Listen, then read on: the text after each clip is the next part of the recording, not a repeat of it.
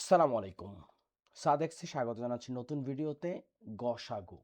এর উপরে আজকে আমরা ৩টি প্রশ্নের সমাধান করার চেষ্টা করব এবং আমার দৃষ্টিতে এই ভিডিওটা খুবই গুরুত্বপূর্ণ, কারণ গসাগুর সংজ্ঞার থেকে বড় ব্যাপার হচ্ছে গসাগু নির্ণয় করতে গিয়ে আমরা সাধারণত ছোটখাটো কিছু ভুল করি। তো মোটামুটি একটা ভালো আলোচনা হবে। তো চলো মনোযোগ সহকারে ভিডিওটা দেখার চেষ্টা করি। শুরুতে সংজ্ঞাটা আগে একটু রিডিং পড়ি। গসাগু হচ্ছে দুই বা ততোধিক সংখ্যার সাধারণ গুণনীয়কগুলোর মধ্যে সবচেয়ে বড় গুণনীয়ককে ওই সংখ্যাগুলোর গরিষ্ঠ সাধারণ গুণনীয়ক বা গসাগু বলে। অর্থাৎ সংখ্যাগুলোর গসাগু হচ্ছে এদের সাধারণ মৌলিক গুণনীয়কগুলোর গুণফল। এখানেই অনেকে প্যাচের মধ্যে পড়ে। একদিকে লেখছে যে মৌলিক গুণনীয়কগুলোর গুণফল, আর একদিকে হচ্ছে সবচেয়ে বড় গুণনীয়ককে ওই সংখ্যাগুলোর গরিষ্ঠ সাধারণ গুণনীয়ক বলে। আমাদের প্রশ্ন নম্বর 2-এ লেখা আছে গুণনীয়কের সাহায্যে 36, 48, 72 এর গসাগু নির্ণয় করো। এইটাকেই আমরা দুইভাবে দেখাবো। একটা হচ্ছে মৌলিক গুণনীয়কগুলোর গুণফল, আর একটা হচ্ছে ওই সংখ্যাগুলোর গরিষ্ঠ সাধারণ গুণনীয়ক। বিষয়টা কিন্তু একই হইলেও অনেকে পরীক্ষার সময় চিন্তা করে উত্তরটা কিভাবে দিব। আমরা 1 নাম্বার উত্তর পাইলাম, 1 নাম্বার নিয়ে কোনো কথা নেই। এবার আমরা 2 নাম্বারে যাচ্ছি। শুরুতে আমরা যে কাজটা করব, গরিষ্ঠ সাধারণ গুণনীয়ক বের করব। কিভাবে? সবচেয়ে বড় গুণনীয়ক আমাদেরকে বের করতে হবে 36, 48, 72 এর গসাগু। তো শুরুতে 36কে আমরা কিভাবে বিশ্লেষণ করতে পারি? এই 36কে আমরা লিখতে পারি 1 গুণ 36। যেহেতু এটা জোড় সংখ্যা, তার মানে 2 গুণ 18, রাইট? এরপরে 3 12 36, মানে কি কি সংখ্যা দ্বারা যাচ্ছে? 4 9 36, 5 দিয়ে যাচ্ছে না। তারপরে হচ্ছে 6 6 36। সুতরাং আমরা লিখতে পারি 36 এর গুণনীয়ক। গুণনীয়ক কি কি সেটা?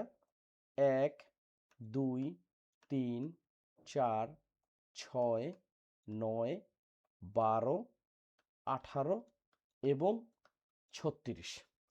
ওকে, একটা বের হইলো। তারপরে কি আছে? 48। আচ্ছা, এই অঙ্কটা আমরা ডাইরেক্ট একটা পৃষ্ঠাতে নেই, নাহলে এক জায়গাতে হবে না। আচ্ছা, যেখানে ছিলাম 36 আমাদের হয়ে গেল। এখন আমরা 48 বের করব। 48 48কে কিভাবে আমরা বিশ্লেষণ করতে পারি?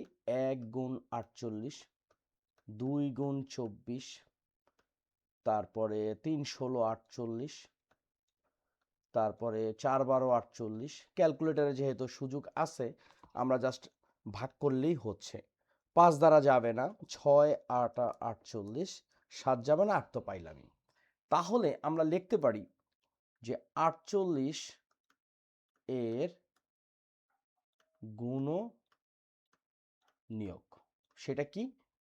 1 2 3 4 6, তারপরে হচ্ছে 8 12 16 24 48। আমাদের কিন্তু কাজ আগাচ্ছে। এরপরে আমরা কারটা বের করব 72-এরটা। 72 তো, তাই না? 72কে আমরা কি লিখতে পারি? 1 গুণ 72, 3 12 36 দোকানে 72, তারপরে 3 24-এ 72। 4 দ্বারা কি যায়? 4 দ্বারা তো যাওয়ার কথা। কত হয়? নামটাও তো ভুলে গেছি। 72 ভাগ হলো 4, 18 পাইলাম। 18 5 দিয়ে যাবে না, 6 দিয়ে 6 12 72। তারপরে হচ্ছে 7 যাবে না, 8 8 নং 72, 8 নং 72। তারপরে 8ও পাইলাম, 9ও পাইলাম, 10 11 12 তো আসছে। এর মানে আমরা এখানে লিখতে পারি যে 72 এর গুণনীয়ক কি কি? 1 2 তারপরে হচ্ছে 3 4 6 12 তারপরে হচ্ছে 18 তারপরে হলো 24 তারপরে 36 তারপরে হচ্ছে ফাইনালি 72। এখন গসাগুটা কিভাবে নির্ণয় করব? যেহেতু সংজ্ঞায় লেখা ছিল যে আমরা সংজ্ঞাতে যদি আবার বিশ্লেষণ করি যে সবচেয়ে বড় গুণনীয়ক সমূহ এবং সেটা কি সাধারণ গুণনীয়কগুলোর মধ্যে এই যে আমাদের গুণনীয়কগুলো যে আছে এর মধ্যে সবচেয়ে বড় কোনটা যেটা সব জায়গায় আছে? লক্ষ্য করো, 1 সব জায়গাতেই আছে, তাই না? 2ও সব জায়গায় আছে, 3ও সব জায়গায় আছে, 4ও আছে, তারপরে 6 সব জায়গায় আছে, 6 6 6 আছে। এখন আমরা দেখতে পাচ্ছি 12 আছে, এখানেও 12 আছে, এখানেও 12 আছে। এরপরে এখানে 18 আছে কিন্তু এখানে 18 নাই।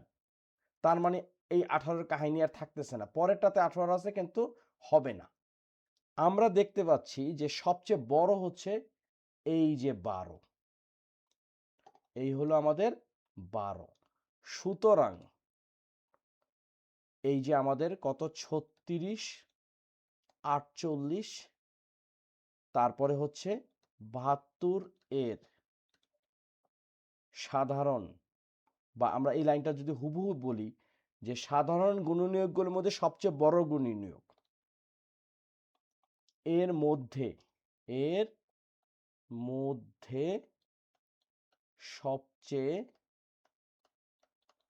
বড় গুণনীয়ক কত? 12। সুতরাং এর গসাগু কত? 12। এই হচ্ছে আমাদের প্রথম প্রশ্ন, তো সংজ্ঞা লিখলাম। দ্বিতীয় প্রশ্নের উত্তর, গুণনীয়কের সাহায্যে 36 48 72 এর গসাগু নির্ণয় করো। কিন্তু প্রশ্নে এই 36 48 72ই থাকলো, প্রশ্নে কিন্তু উত্তর আমাদের অন্যরকম হইতে পারে। প্রশ্নে লিখতে পারে যে মৌলিক গুণনীয়কের মাধ্যমে বের করো, কারণ সংজ্ঞায় কিন্তু এটাও আছে যে সংখ্যাগুলোর গসাগু হচ্ছে এদের সাধারণ মৌলিক গুণনীয়কগুলোর গুণফল। তাহলে আমরা উত্তরটা কিভাবে দিব? তাহলে তার উত্তর এরকম থাকবে না। তো সেই কাজটা আমরা এখন করি। একই অঙ্ক এখন আমরা 2 নাম্বার, যে মৌলিক গুণনীয়কের মাধ্যমে গসাগু নির্ণয়, একই অঙ্ক অন্যভাবে বের করার চেষ্টা করতেছি, কারণ প্রশ্নে যেমন আসবে উত্তরও তেমন হবে।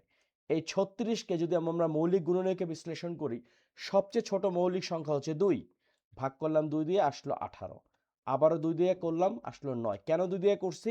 36 একটা জোড় সংখ্যা যাকে 2 দ্বারা ভাগ করা সম্ভব, 18কেও 2 দ্বারা ভাগ করা সম্ভব, তারপরে 3 3 9।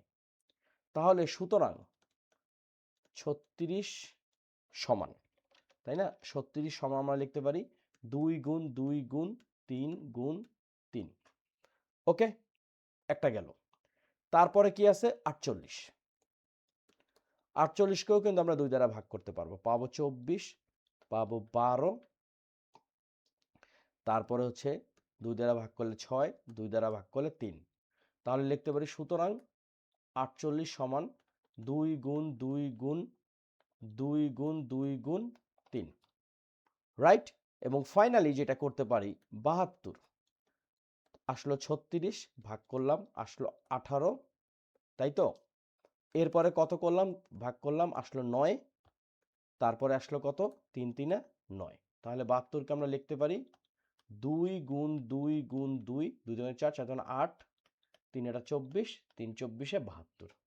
সুতরাং গসাগু, গসাগু কি?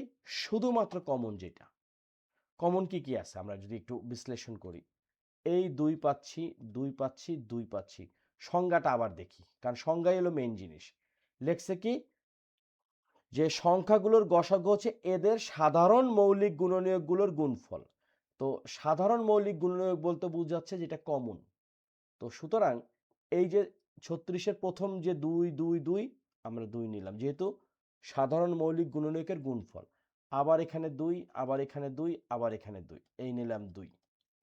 এখন এরপরে কিন্তু আর 2 নাই, সুতরাং এই 2 গুলো আমরা আর নিতে পারবো না। এরপরে এখানে আছে 3, এই যে এখানে আছে 3 3 3, আমরা নিয়ে নিলাম 3। এই 3 কিন্তু আমরা আর নিতে পারবো না, কারণ মাঝখানে 48-এ আর 3 নাই। 72-এ 3 আছে কিন্তু নিতে পারবো না, কারণ সাধারণ মৌলিক গুণনীয়ক। এখন আমরা যদি ফল বের করি, 2 দোকানে 4, 3 4 12। আমরা একটু আগে যেটা গরিষ্ঠ সাধারণ গুণনীয়ক বের করছি, সবচেয়ে বড় গুণনীয়ক পাইছি হচ্ছে 12, আর এখানে মৌলিক গুণনীয়কও কিন্তু সেই পাইছি হচ্ছে 12। সুতরাং প্রশ্নে এই অঙ্কটা আমরা কিন্তু আরো একভাবে করব। মানে এইখানে আমরা এই 36, 48, 72কে গুণনীয়কের সাহায্যে বের করলাম, মৌলিক গুণনীয়কের সাহায্যে বের করছি। এখন আমরা যেটা করব সেটা হচ্ছে ভাগ প্রক্রিয়ার মাধ্যমে বের করব। একই অঙ্ক 3 ভাবে পরীক্ষায় আসতে পারে। তো ভাগ প্রক্রিয়াটা কিভাবে হবে? ভাগ প্রক্রিয়াটা আমার কাছে তুলনামূলক একটু মজার লাগছে। আমি একটু লিখি যে 2 নাম্বার ভাগ প্রক্রিয়ায় গসাগু নির্ণয়। ওকে, তো 36 আছে, 48 আছে। প্রথমে এই দুইটার মধ্যে আমরা দেখি যে ভাগশেষ কি থাকতেছে। অর্থাৎ এখানে আমরা জানি এটা হচ্ছে ভাজ্য, এটা হচ্ছে ভাজক, আর এখন যেটা বের হবে সেটা হচ্ছে ভাগফল। আমরা অনেক সময় এটাকে গড়বড় করে ফেলি। প্রথমে 48-কে 36 দ্বারা ভাগ করলে পাবো হচ্ছে 1, কারণ 36 একে 36। স্বাভাবিক নিয়মে বিয়োগ করলাম, 12 আসলো। এখানে এই 12 হচ্ছে ভাগশেষ, এই ভাগশেষ এখন হয়ে যাবে ভাজক। আর এখানে এই যে 36 চলে আসলো, 36 চলে আসলো, 3 12 36। তাহলে আমরা দেখতেছি এই যে ভাজক যেটা আসছে, লাস্ট ভাজকটাই কিন্তু গসাগু, কিন্তু আমাদের তো আরো একটা বাকি আছে, সেটা হলো 72। এখন এখানে আমরা লিখতে পারি আবার, আবার সেটা কি, এই যে ভাজক যেটা বের হয়েছে শেষ ভাজক, এই 12 দ্বারা 72কে ভাগ করব। সহজ, 6 12 72। তার মানে শেষ ভাজক কত? 12। সুতরাং গসাগু 12। এখন আমরা যদি বিশ্লেষণ করি, ভাগ প্রক্রিয়ায় পাইছি 12, তারপর মৌলিক গুণনীয়কের মাধ্যমে গসাগু নির্ণয়, এখানেও পাইছি 12, তারপরে হচ্ছে গুণনীয়কের সাহায্যে গসাগু নির্ণয়, সেখানেও পাইছি 12। এখন তোমাদের ইচ্ছা তোমরা পরীক্ষার হলে কোনটা ফলো করবা। যদি বলে যে 36, 48 এবং 72 এর গসাগু নির্ণয় করো, কিসের সাহায্যে না লেখা থাকে, তাহলে তোমরা তোমাদের ইচ্ছা মতন ফলো করতে পারো। কিন্তু যদি দেওয়া থাকে যে অমুক তমুকের মাধ্যমে বের করো, যেমন এই যে এখানে 3 নাম্বার প্রশ্নে লেখা আছে ভাগ প্রক্রিয়া 20, 46, 80 এর গসাগু নির্ণয় করো, সেক্ষেত্রে তোমাদের কিন্তু ভাগ প্রক্রিয়াতেই করতে হবে। তো চলো 3 নাম্বার অঙ্কটা আমরা করে ফেলি। 20 46, তো প্রথমে আমরা 20কে 46 দ্বারা ভাগ করার চেষ্টা করব। 20 46 কয়বার যায়? 2 বার যায়। 20 দোকানে কত? 40। এই 6 নামলো, এই 6 এখন কিন্তু আমাদের কি হয়ে গেল? ভাজক হয়ে গেল। যদিও এটা ভাগশেষ, কিন্তু এখন ভাজক হয়ে গেল গসাগুর নিয়ম অনুযায়ী। এরপরে এই 20 হয়ে গেল আমাদের ভাজ্য। কয়বার যায়? 6 দোকানে 12, 3 6 18। ভাগে ভুল করলে কিন্তু অঙ্ক শেষ। 20-এর থেকে 18 বাদ দিলে 2। এই যে 2 হচ্ছে ভাগশেষ, এখন কিন্তু এটা হয়ে গেল ভাজক। তাহলে 6, 3 দোকানে 6, গেল একটা পার্ট। এরপরে আমাদের এই যে 2 যে বের হইল, এই 2 এর মাধ্যমে আমাদের 80-কে করতে হবে। 80 2 দ্বারা ভাগ করলে 40 দোকানে 80। তাহলে কত আসলো? এই শেষ ভাগশেষ হচ্ছে বা শেষ ভাজক হচ্ছে 2। সুতরাং গসাগু কত? 2। তো তো এখন প্রশ্ন উঠতে পারে 20 46 এত বড় একটা জিনিসের গসাগু 2, আমরা এটাকে একটা কাজ করতে পারি।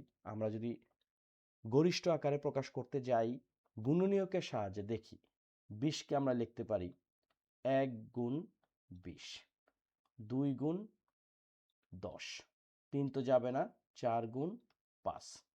তাহলে পাইছি কি 1 2 4 5 10 20। আমরা একটু এক সাইডে লিখি এটা 1 2 4 5 10 20। এরপরে হচ্ছে 46, 46কে যদি বিশ্লেষণ করি তাহলে 1 গুণ 46, 2 গুণ 23। তাহলে কি কি পাইছি? 1 পাইছি, 2 পাইছি, 23 পাইছি, আর হলো 46 গেল একটা। এরপরে হচ্ছে কত আছে? 80, 80কে যদি বিশ্লেষণ করি 1 গুণ 80, সমস্যা নাই, 2 গুণ 40, তারপরে কি 3 তো যাবে না, 4 গুণ 20, 5 ষোলো 80, 5 ষোলো 80 তো, হ্যাঁ 5 ষোলো 80, 6 দিয়ে যাবে না, 7 দিয়ে যাবে না, 8 দিয়ে যাবে, 8 10 80, 9 যাবে না, 10 তো হইল। তাহলে এখানে আমরা কি কি পাইছি লিখে ফেলি। 1 পাইছি, 2 পাইছি, 4 পাইছি, তারপরে 5, এরপরে 8 10 16 20 40 এবং 80।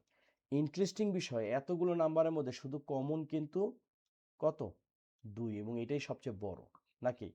এখন এই যে এখানে 4 আছে, এখানে 4 আছে, এখানে কিন্তু 4 নাই। তার মানে কি সবচেয়ে বড় হচ্ছে 2, আমাদের গসাগু হচ্ছে 2, এবং এই ভাগ প্রক্রিয়াতেও আমরা পাইছি 2। তো প্রতিটা অঙ্ক যদি আমরা বিভিন্নভাবে বিশ্লেষণ করে করার চেষ্টা করি তাহলে কিন্তু পরীক্ষার আগে গিয়ে আমাদের টেনশন করার কিছু নাই। আমরা নিখুঁতভাবে যদি পরিশ্রম করি, প্রত্যেকটা নিয়ম যদি বোঝার চেষ্টা করি, পাঠ্য বইটাকে যদি ঠিক মতন পড়ি, তাহলে আমাদের পরীক্ষা ইনশাল্লাহ ভালো হবেই। এবং এই বিষয়গুলো কিন্তু ভর্তি পরীক্ষা বা চাকরি পরীক্ষাতেও আসে। তো আজকের ভিডিওটা এখানেই শেষ করব। সাদ এক্স হচ্ছে আমার চ্যানেলের নাম। তোমরা চাইলে সাবস্ক্রাইব করতে পারো বা বন্ধুদের সাথে শেয়ার করতে পারো। ধন্যবাদ।